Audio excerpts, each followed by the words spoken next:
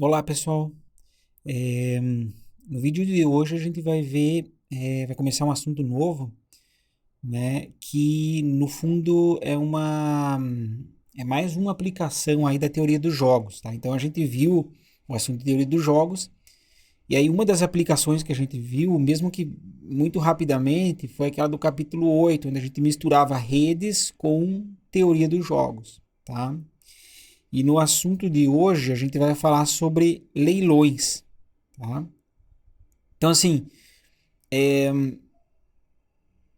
difícil, eu acho que vocês devem achar até difícil de imaginar que leilões seria uma coisa que a gente veria nessa disciplina, ou talvez até que leilões fosse uma coisa estudada, né? Mas de fato tem bastante teoria por detrás e toda essa teoria se baseia na teoria dos jogos, tá? Então, ó, o leilão, né, é um tipo de um jogo, tá? Então, quando eu tô falando leilão aqui é justamente isso que você está pensando, leilão, aquele de tipo quem dá mais, aquela coisa assim, né? Tá? É, então, por que a gente está estudando isso? Bom, primeiro, assim, eu acho, na minha opinião, é um assunto super interessante, tá? Por si só. Mas aqui a gente vai ver, claro, uma aplicação de teoria dos jogos, mas também uma aplicação que a gente vai ver lá naquela parte de publicidade nos mecanismos de busca, né? Google, Yahoo, Bing, etc. Tá? Acho que hoje é mais o Google, Bing. Na verdade, também tem aí no Facebook, né? A gente podia colocar aqui Facebook, tá? Facebook. Ou outros também, né? Tá? Aí, mas assim, não vamos querer falar disso antes da hora, tá? Vamos deixar isso para falar no momento lá. É, então a gente vai começar vendo o leilão de um único item, tá? E quando a gente chegar nesse ponto lá de falar da publicidade nos mecanismos de busca, aí sim a gente vai ver o leilão de vários itens, né? Que é o caso dos mecanismos de busca aí, tá? Mas por hora é só o leilão de um único item. E toda a teoria que a gente for ver aqui também serve para o caso de licitações, tá?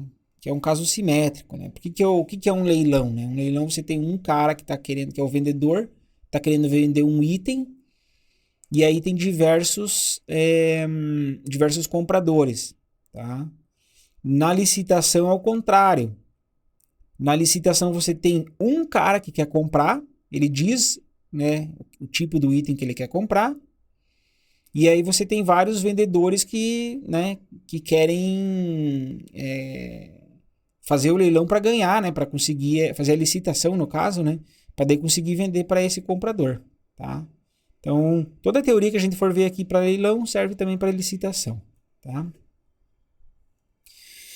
Então, a primeira coisa que a gente precisa supor aqui, antes de começar a ver a teoria dos leilões, essa suposição básica que diz assim: cada comprador, tá, ou licitante, né, tem um valor verdadeiro, tá, ou valor intrínseco, que é o máximo que ele está disposto a pagar pelo item, certo? Então, é, eu acho que essa é uma suposição, é uma suposição básica, mas é uma suposição assim, bem real, né? Não é uma coisa que foge, assim, não é uma suposição forte que talvez fuja da realidade, né? Cada comprador tem, assim, né? No fundo, o que é isso daqui? É quanto que ele está disposto a pagar pelo item, tá? Cada comprador tem o seu valor verdadeiro, que a gente chama, tá? O valor intrínseco. Né? Cada um, tá? Eu posso estar disposto a pagar tanto, você pode estar disposto a pagar um outro tanto e não necessariamente são valores iguais, né?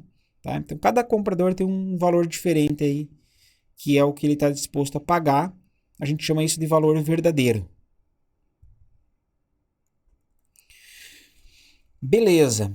E aí, assim, quando eu falo de leilão, talvez na cabeça de vocês, aí vocês só pensem num tipo de leilão, tá? Que é o leilão mais comum que a gente conhece, que a gente chama de leilão, que é o leilão inglês, né? Que veio lá da Inglaterra. Ou né, talvez fique mais fácil de lembrar, que é o leilão de lance crescente. Tá? Como é que funciona isso? Igual você vê lá na televisão, né? Igual você vê em qualquer lugar aí. O cara que está vendendo, né, o vendedor, ele, de forma iterativa, ele vai aumentar o preço, tá, do item que ele está vendendo. E os licitantes, né, desistem até que finalmente apenas um licitante sobra, apenas um comprador sobra. Tá? Então não tem muito segredo aqui, né? Então é quem ainda mais, quem ainda mais, quem ainda mais, daí vai crescendo o preço, né? Por isso que é leilão de lance crescente, tá? Esse é o mais conhecido de longe, né? Beleza, e aí tem um outro leilão que é um pouco estranho até se a gente parar para pensar, mas talvez faça sentido, acho que faz sentido, que é o leilão holandês, tá? Porque diz que, né, nesse leilão holandês aí reza a lenda, que lá na Holanda, lá em Amsterdã, eles tinham que vender as tulipas, né, que são uma das flores que é bem famosa lá na Holanda, e eles tinham que vender isso de maneira rápida, né? Porque por conta para a flor não perder suas propriedades, para não estragar, né? Então eles achavam que valia mais a pena você fazer um leilão de lance decrescente. Então assim, o vendedor ele chega com um preço bem alto, tá? E daí nesse preço bem alto ele pergunta: alguém quer comprar? Daí se não tiver ninguém, ele abaixa um pouquinho. Alguém quer comprar? Alguém quer comprar? E vai abaixando o preço, tá? Né? Chega uma certa hora que ele fala um preço lá e alguém está afim de comprar por aquele preço. E aí ele vende para essa primeira pessoa que tiver disposta a pagar, tá? Então esse é o leilão decrescente que, né, está decrescendo o preço, tá? Supostamente lá, né, na Holanda eles achavam que esse leilão ele era mais rápido, ele acontecia de maneira mais rápida, tá? Por isso que eles usavam lá. Ok. Tem mais tipo de leilão? Tem mais tipo de leilão, sim. Né? Esse daqui, leilões selados de primeiro preço. Tá? Então, como é que funciona um leilão selado de primeiro preço? Então, por que selado? Porque, assim, na verdade, as pessoas nesse tipo de leilão, elas escrevem uma cartinha, tá? Com a proposta né? Tipo, então os compradores, eles fazem uma proposta, escrevem numa cartinha e eles selam essa cartinha, né? Eles fecham essa cartinha, tá? Por isso que é selado, tá? Então, e aí como é que funciona? Aqui é um pouco diferente, porque na verdade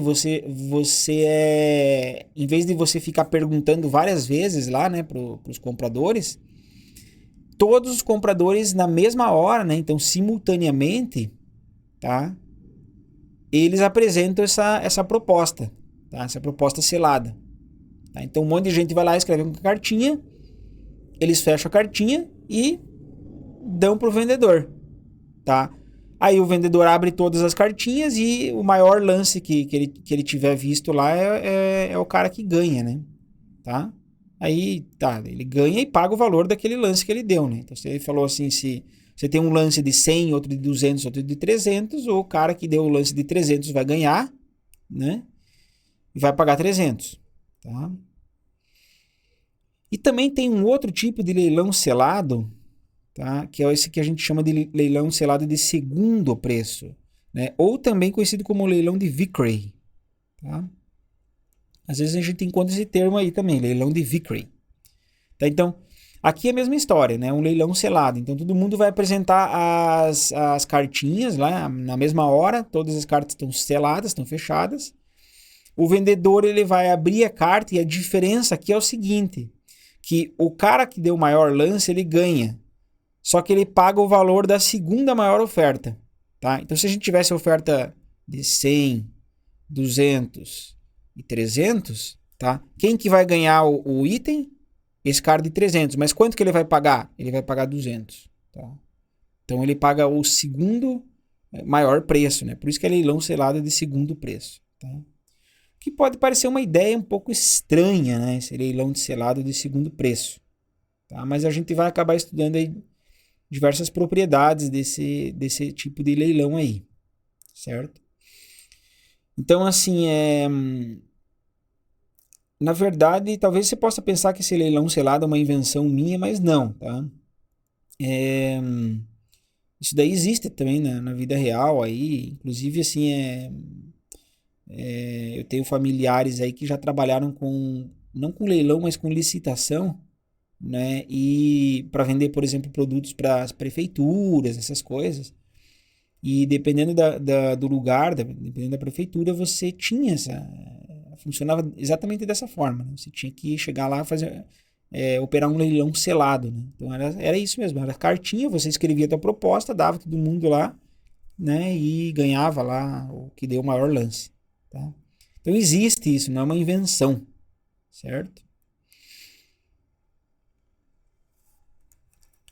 Beleza, então a gente que conhecia só o leilão em inglês, agora a gente já conhece 4 tipos de leilão, tá?